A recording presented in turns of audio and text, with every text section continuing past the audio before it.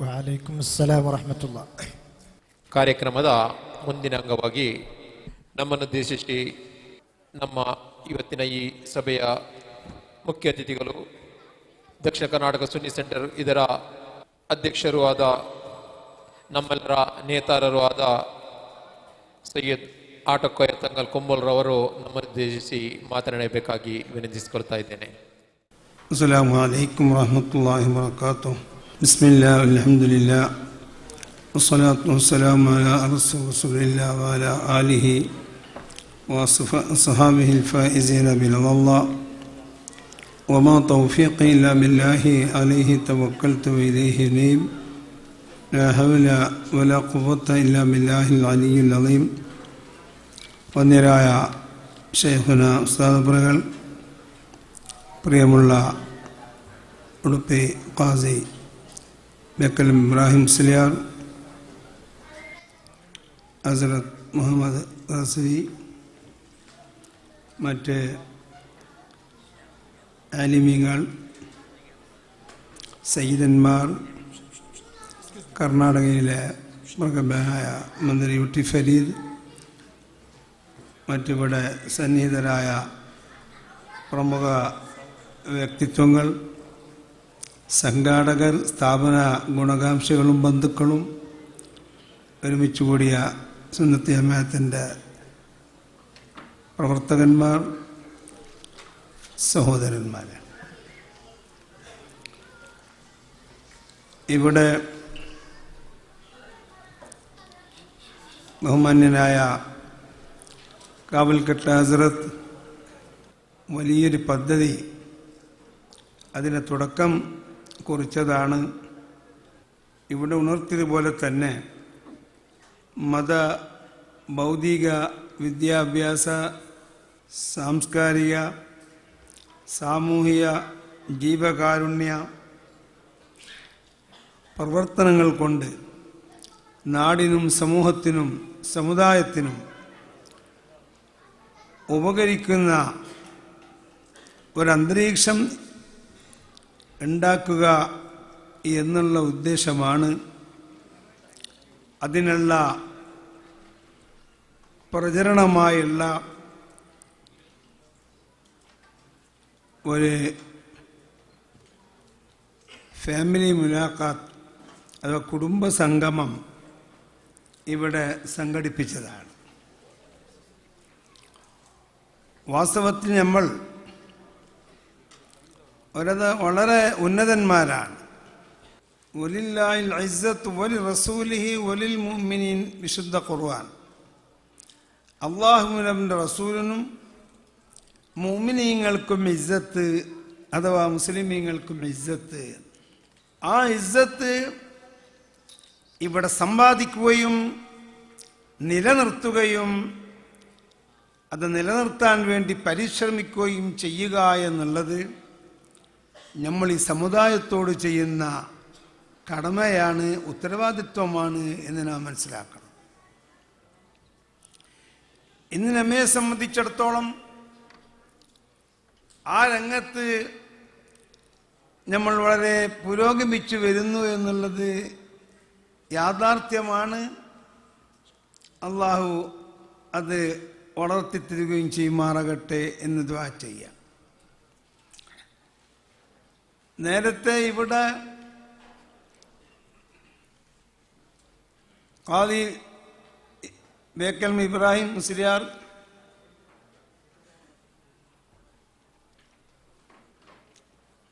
ഉണർത്തിയതുപോലെ തന്നെ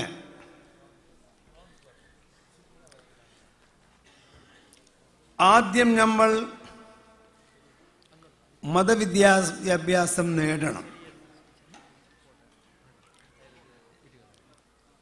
അത് നമുക്ക് നമ്മുടെ പ്രാഥമികമായ കടമയാണ് മതവിദ്യാഭ്യാസം. അതേ സമയത്ത് മതവിദ്യാഭ്യാസം മാത്രം ഒരു വിഭാഗം നേടുകയും മറുവശം തീരെ മതവിദ്യാഭ്യാസം പഠിക്കാതിരിക്കുകയും ചെയ്യുന്നൊരവസ്ഥയായിരുന്നു അടുത്ത കാലം വരെ.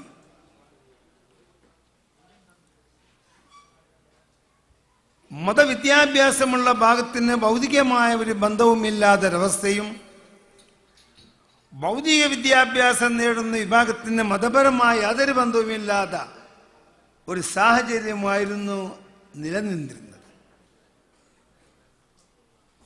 ഇന്നങ്ങനെയല്ല. ഇന്ന് ദീർഘദൃഷ്ടിയുള്ള ദാർശനികന്മാരായ ആലിമീങ്ങളുടെയും പണ്ഡിതന്മാരുടെയും നേതൃത്വത്തിൽ ആവശ്യമായ എല്ലാ അറിവുകളും എല്ലാ രംഗത്തും നമ്മൾ പഠിക്കണം. ആ പഠിച്ച് നാം ഇസ്ലാമിൻ്റെ ഇസ്സത്ത് നിലനിർത്തണം എന്നൊരു സാഹചര്യം മുൻകൂട്ടി അവർ ആസൂത്രണം ചെയ്തു.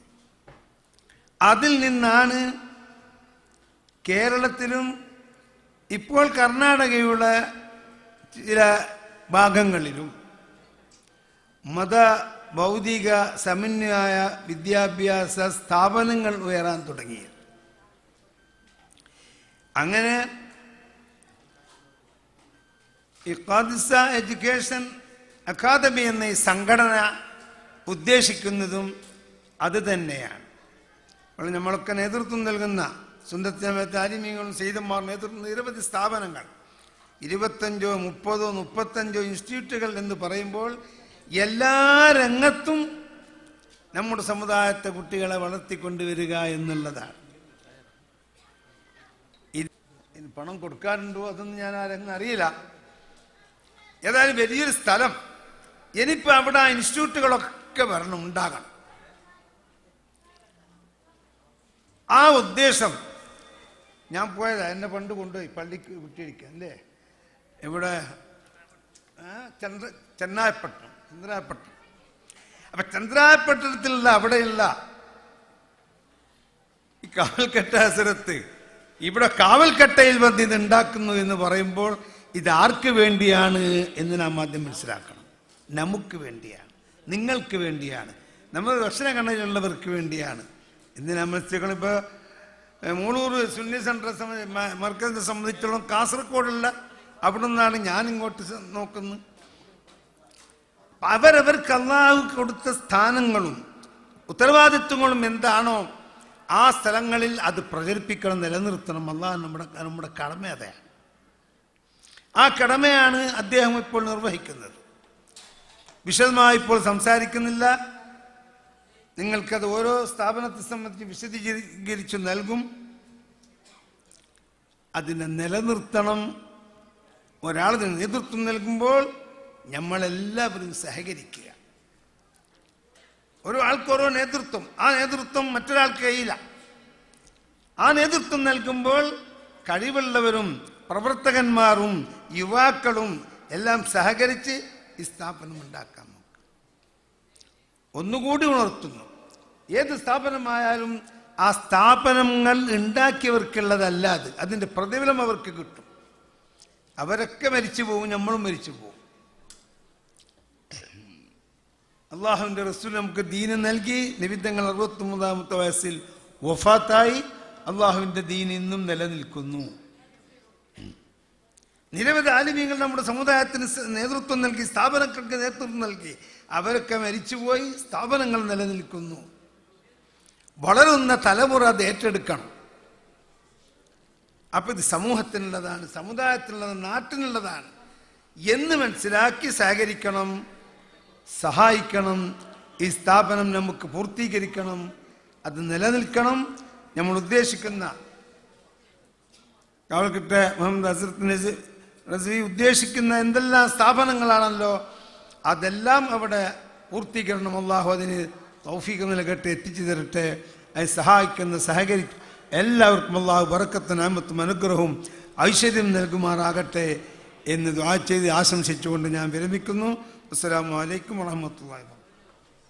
ಈಗ ನಮ್ಮ ಅಲ್ ಖಾದಿಸ ಎಡ್ಯುಕೇಷನ್ ಅಕಾಡೆಮಿ ಕಾವಲ್ಕಟ್ಟೆ ಇದರ ಹೊಸ ಬ್ರೋಷೂರ್ ಬಿಡುಗಡೆ ನಮ್ಮ ನಾಯಕರಾದ ಸೈಯದ್ ಆಟೋಕಯ ತಂಗಲ್ರವರು ಇದನ್ನು ಬಿಡುಗಡೆ ಮಾಡಿ ಯುಟಿ ಖಾದರ್ ಅವರಿಗೆ ಕೊಡುವುದರ ಮುಖಾಂತರ ಉದ್ಘಾಟಿಸಬೇಕಾಗಿ, ಬಿಡುಗಡೆಗೊಳಿಸಬೇಕಾಗಿ ಕೇಳಿಕೊಳ್ತಾ ಇದ್ದೇನೆ.